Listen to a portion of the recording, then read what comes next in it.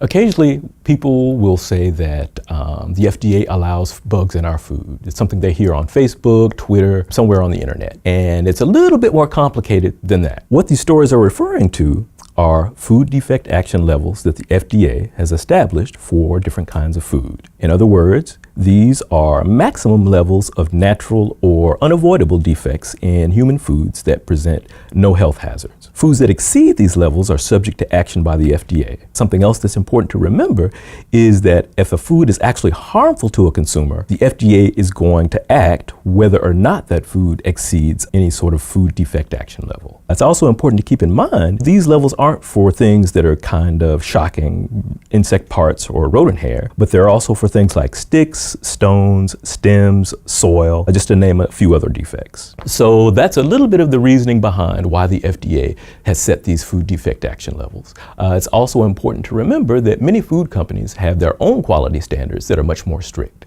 And if you're still grossed out, something important to remember is that before there was ever an FDA, people were still eating food and everything that came along with it. If you want more information, visit fapc.biz or sunup.okstate.edu.